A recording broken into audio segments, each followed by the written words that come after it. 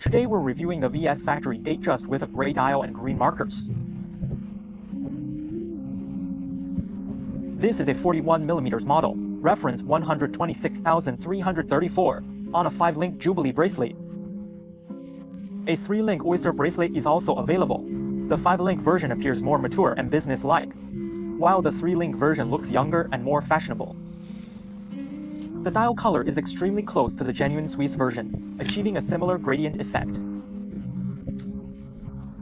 So from a normal angle, the color appears as a deep gray.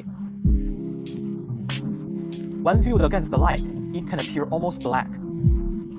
However, when light hits the sunburst finish, it reflects as a lighter gray. This creates a beautiful gradient.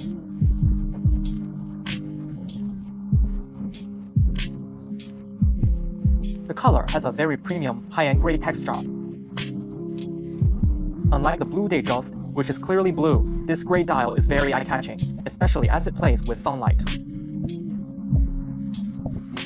The color consistency on this version is controlled exceptionally well, with no discernible difference from the genuine watch.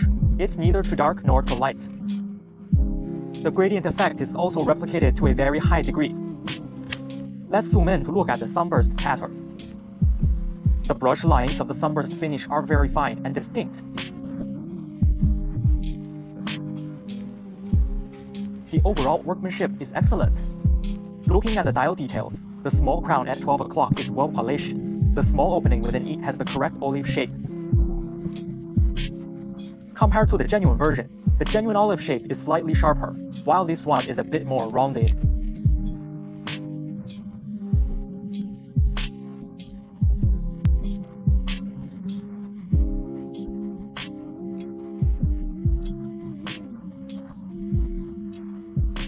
The white printed text on the dial, the font shape and evenness of application are very close to the original with no major issues.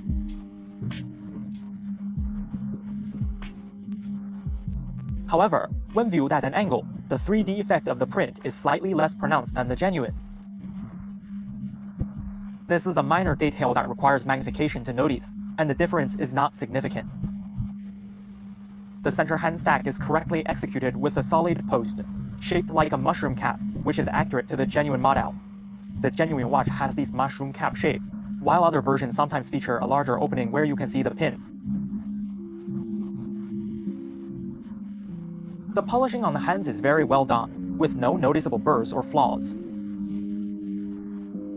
Looking at the edges, the rounding is slightly less pronounced than the genuine version, which is just a tiny bit more rounded.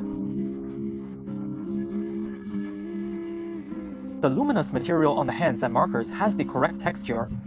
The genuine watch has a very distinct, frosted, or snowflake-like texture to the lume, and this has been replicated perfectly. The lume's brightness is excellent, glowing in an ice blue color. The brightness is fully comparable to the genuine version. If you wear it during the day, by nighttime it will be fully charged and glowing brightly.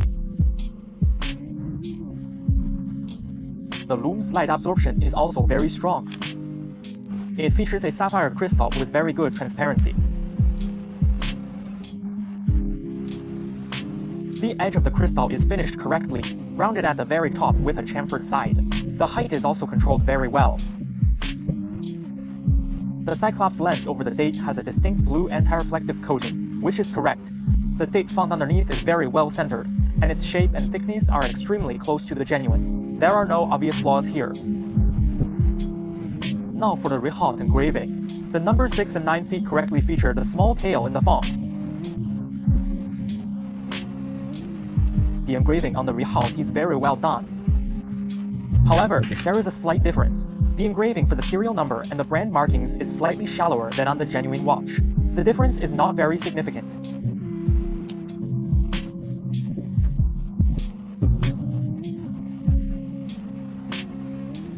If you compare it directly with a genuine watch, you can see the difference, but for a replica, this detail in a hidden area is perfectly acceptable.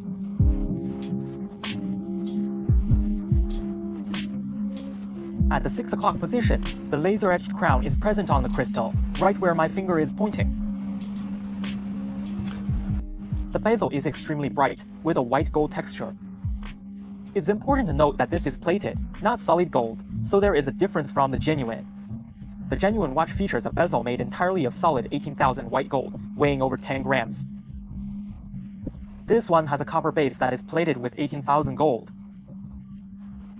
It does, however, achieve the same bright, white gold aesthetic, and the fluting, or dogtooth pattern, is very well executed. Let me zoom in. The slope is correct, and it's not overly sharp. All details are done right. However, being plated, it does have a drawback. It can potentially discolor, fade, or oxidize. This issue requires either a very deep scratch that penetrates the plating to the base metal, or damage from an impact.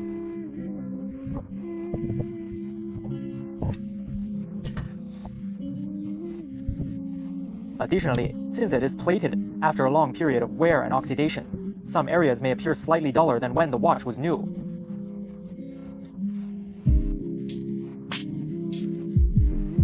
This is a common issue with all plated items. However, this silver-colored white gold plating tends to hold up better and last longer than 18,000 yellow or rose gold plating.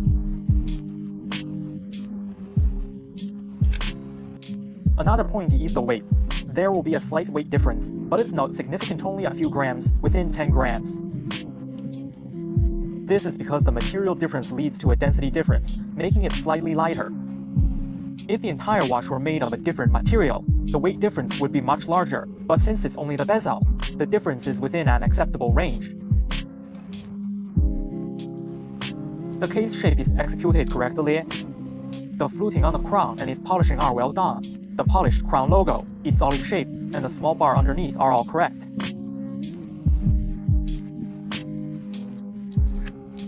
Let's zoom in on the bracelet's craftsmanship. The brushed finish lines are very fine and clear, creating a very premium texture. The material for the case, bracelet, and clasp is all 904L stainless steel. The polishing on the center links is excellent.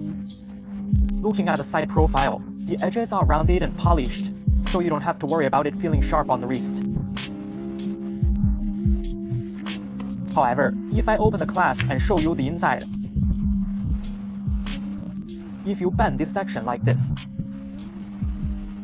you can see the cross-section here has a sharp edge.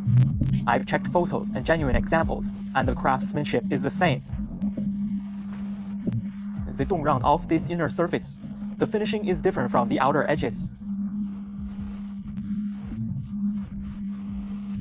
So if you deliberately rub your finger back and forth on this inner edge, it will definitely feel sharp. Moving to the clasp, the gap in the middle is correctly wide. The polished crown, including the olive shape within the opening, is all executed correctly. The opening and closing feel is very good. Inside the clasp, the engraving is a bit thin and shallow. This is one area of difference, as the genuine engraving is deeper. The screw-down case back has the correct small step. The finishing here is also flawless. The brushing is very fine and the lines are sharp. The crown is a screw-down type. Turn it counterclockwise to pop it out. Winding it upwards is for manual winding. Pull it out one click to adjust the date. Before adjusting the date, make sure the hour hand is in the lower half of the dial. Do not adjust if it's in the upper half. Pull it out one click and adjust. The detents are very crisp. The date font, its shape, and thickness are all very well done. Pull it out another click to adjust the time. The direction for setting the date and time is identical to the genuine version. This is a true clone movement, not a semi-clone. It's a fully clone integrated movement. Its adjustment method, structure, and power reserve are all consistent with the genuine, which is advertised at 72 hours, while this achieves about 70 hours. The date change is also instantaneous.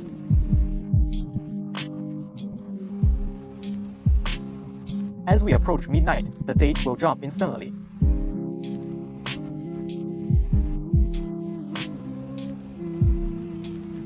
At 12 o'clock, it jumps to the next day. The power reserve is very long, about 70 hours. When you first get the watch, give it a good manual wind. About 50 to 60 or 60 to 70 turns is fine. After winding, gently push in and turn clockwise to screw the crown back down. If you find it difficult to screw in, it means the threads are misaligned.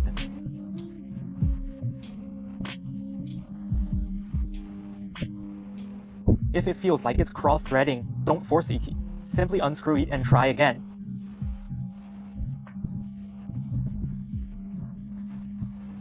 This is the Dandong Clone 3235 integrated movement. This movement is extremely stable and its structure is very close to the genuine.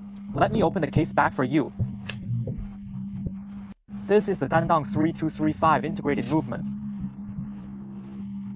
Its rotor uses a 7-ball bearing system. The genuine version has both a 7-ball and a 20-plus ball version. The Dandong factory now produces both, so you may receive either one. Let's look at the other parts.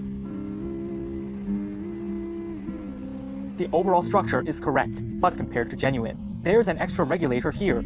There are also differences from the Shanghai 3235 movement. Firstly, the color of the text engraving and the polishing are different.